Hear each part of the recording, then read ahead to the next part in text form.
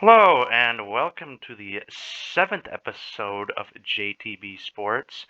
This episode, kind of like the last one, isn't going to be a weekly review of what happened, but instead, I think we should talk about what was quite possibly the greatest game I have ever witnessed.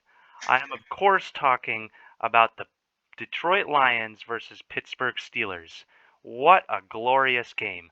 Neither offense could do anything at all.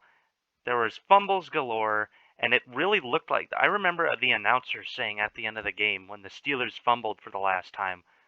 The announcer said, "Does anybody really want to win this game?" Could not have said it better myself. I would have thought it was raining with how much fumbling was going on. How I think it many there was. were? It was raining or snowing.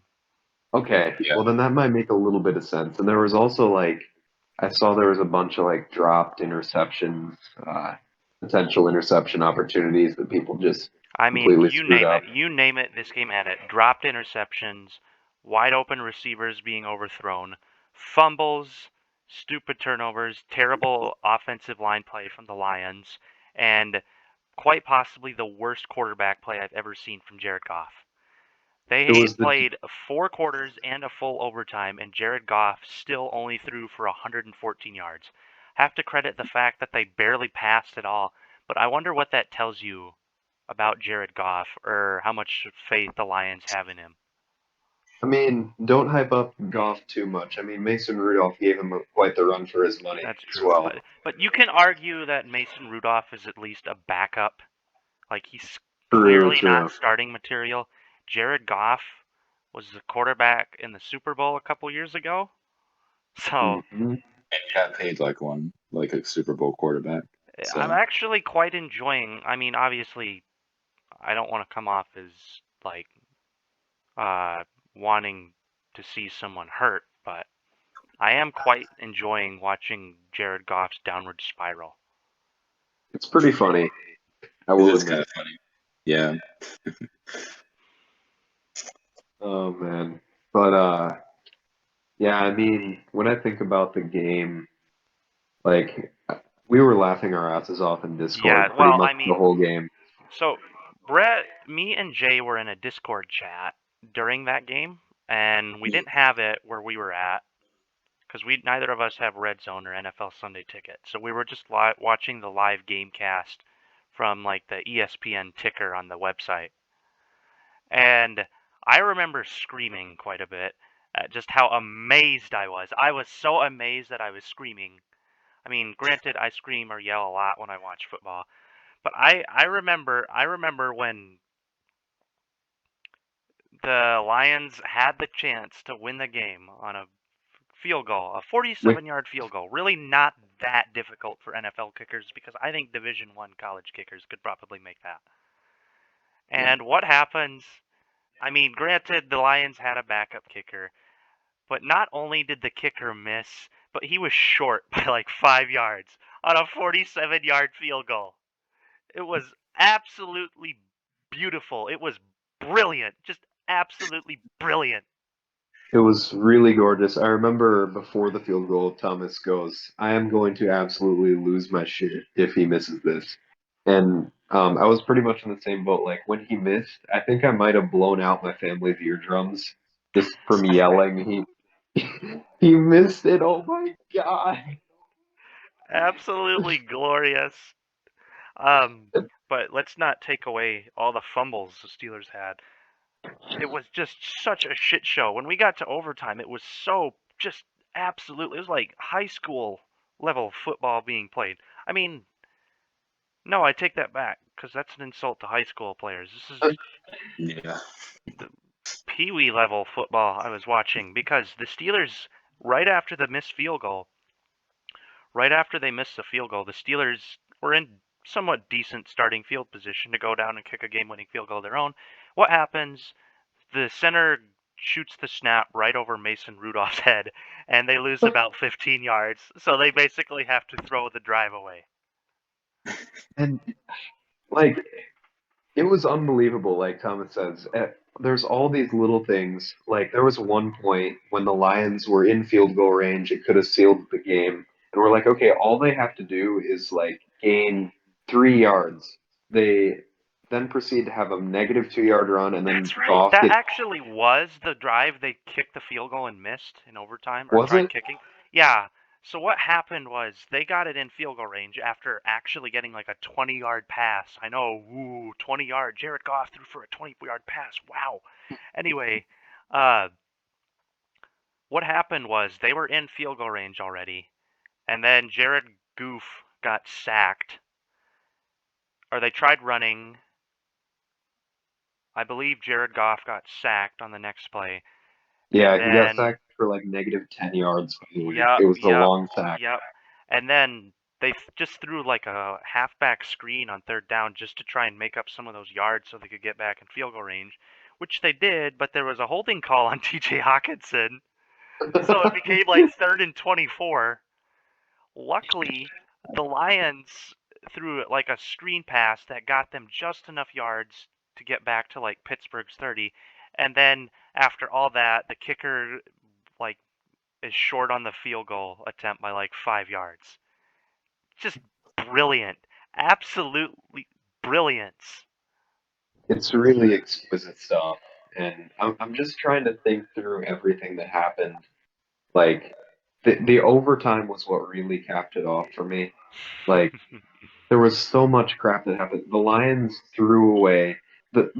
Don't get me wrong. The Steelers were like trying their best to give the Lions this win. They were They like, were guys, absolutely. The Steelers were just literally repeatedly throughout the game. Here, just take the win. We don't want it. We don't want it. And the here you Lions could not stop tripping over their own feet.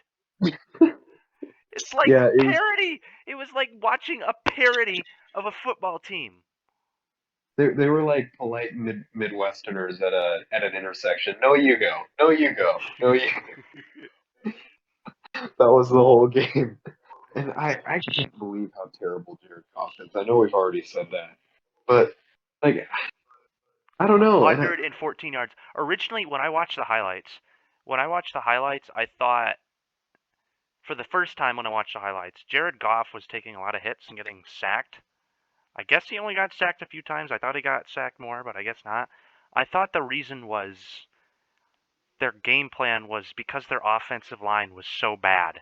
Because their pass mm, protection was so bad, they were just going to run repeatedly, even in situations where you don't run, like 3rd and 15 and 3rd and 20, because yes, the Lions did run on 3rd and 15 and 3rd and 20 quite a bit.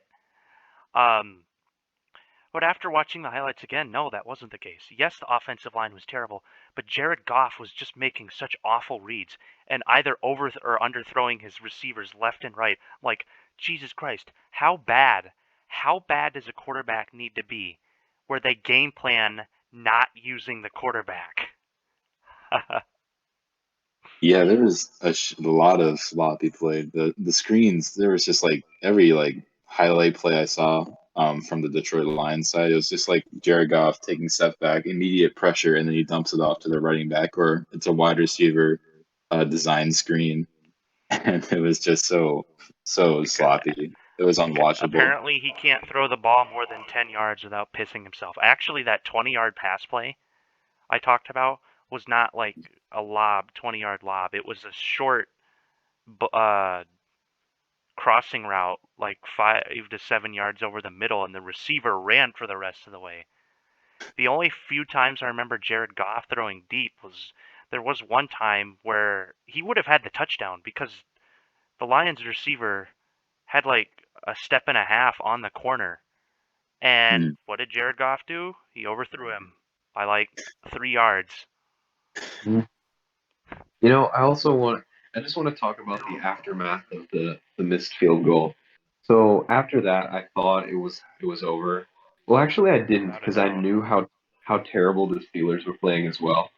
And somehow, correct me if I'm wrong, didn't they end up with like 4th and 25 Yep, after the yep. Lions Because missed field goal? like I said earlier, the center snapped the ball like 2 yards over Mason Rudolph's head, and they had to run all the way back just to recover it. And So they then basically blew up the drive just like that after one so play. they end up punting, and then we're like, okay, how the Lions actually get the ball back, and they're Again. gonna have another chance, and they do nothing again. Yep, they get And, sacked. I'm pretty sure Jared Goff got sacked again. Yeah, Terrell Edmonds. And then the Steelers get the ball back again, and so They're that we've finally gone back driving. and forth. They're finally driving the ball down the field. Oh my gosh! Overtime, like the clock is running out. There's like less than a minute left in overtime. And what do the Steelers do? They finally get in field goal range. And then, even though they were already in field goal range, I guess they just thought they wanted a little bit more yards to make it an easier kick for Boswell. And what happens? The rookie tight end fumbles the ball, and the Lions recover. It Now, was so funny on my end. I'm sorry to interrupt, but I was just watching like my fantasy scores or something. I wasn't paying attention, and I'm still just sitting in Discord, and I just hear from Tom, "Oh my god!" yeah, After he I was fumbles. losing my shit without a doubt. I'm But the like, part where I what happened? lost it the most, I think I lost it more than the missed field goal.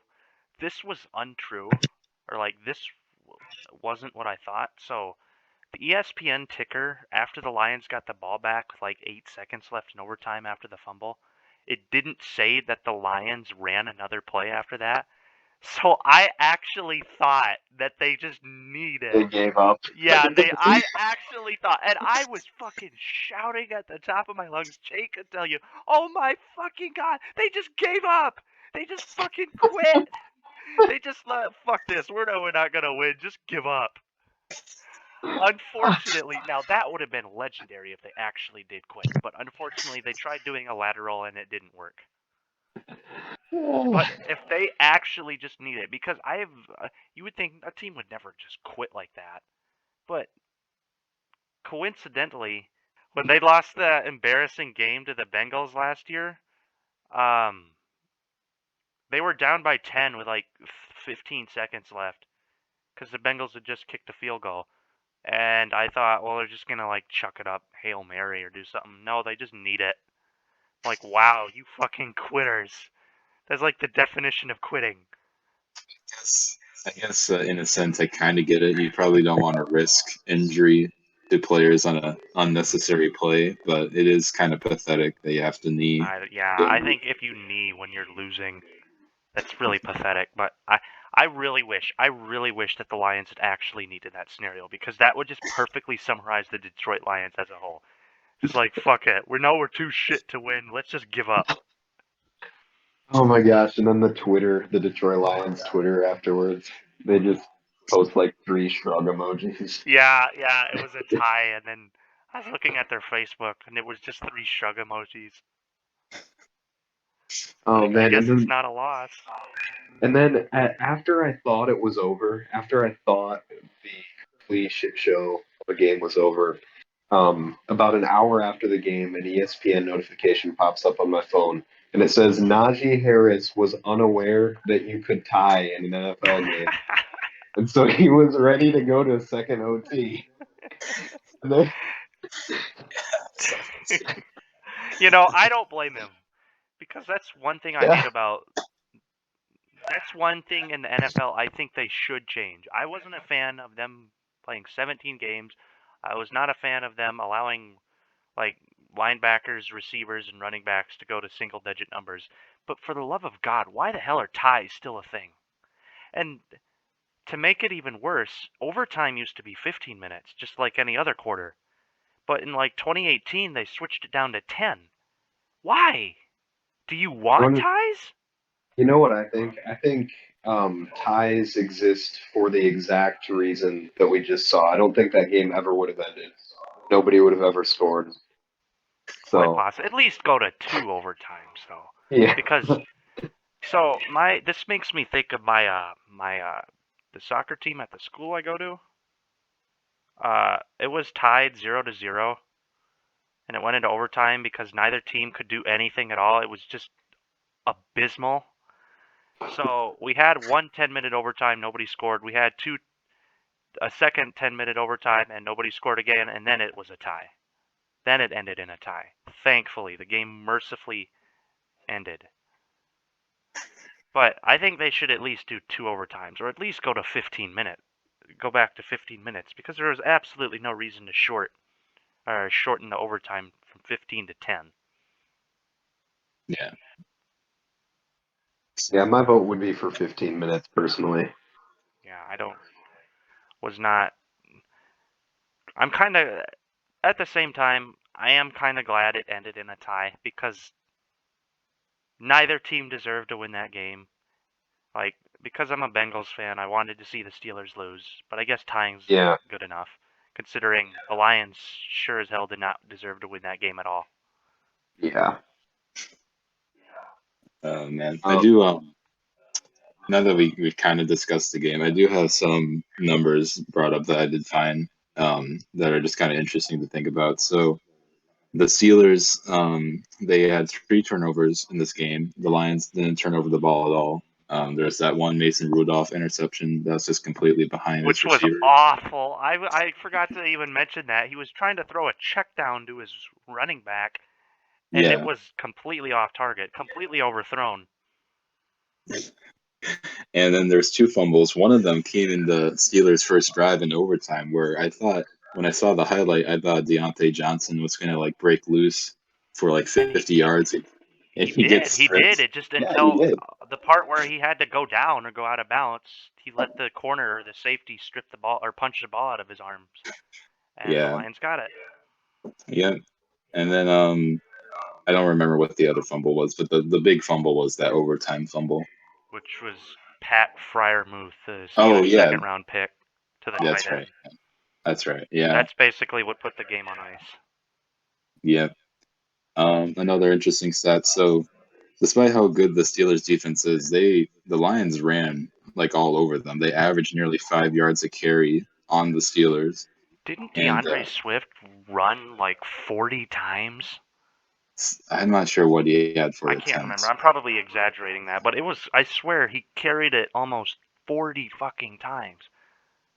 So it says the Steelers gave up 229 yards rushing to the Lions in total, but 189 of those rushing yards were in the second and third quarters. So, and then they only gave up 20 yards each in the first and fourth quarters / overtime combined. So the second and third quarters, they just completely fell apart in terms of their run defense. They let the Lions run all over them. And yet the Lions somehow found a way to score like 1 touchdown or whatever it was in the second half. I should mention the fact that kicker missed the extra point. Because it should have been 17. I guess if you would, or the game would have ended and he made that extra point, it would be 17-16. Here's another interesting one. So after the Steelers' first touchdown, on their opening drive? I think they moved down. I think the it field was, yeah, their first touchdown or their only touchdown. Yeah, it was on the opening drive. And then it was 64 minutes in game clock time that they did not find the end zone after that. So they did not score against the Lions defense. Against the Lions defense, they did have Najee Harris. I was just gonna say Najee Harris did briefly score a touchdown, but it was called back on an offensive holding penalty. Yeah, in like the third quarter. Yeah, the Lions defense is stout, guys, according to Mike Zimmer, the defensive. Yeah, that was a pretty stout defense. Remember Joe Burrow walking all over it back in week 6? Very stout. And Mike Zimmer knows his defenses. He's a defensive wizard. Absolutely. I'm sorry, I'm not going to turn this into another Zimmer rant.